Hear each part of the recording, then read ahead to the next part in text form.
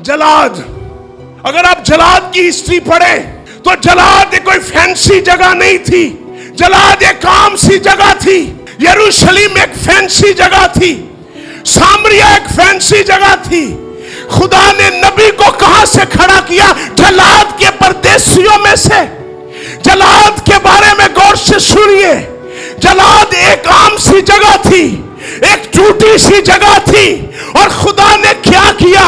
बड़ी दफा लोग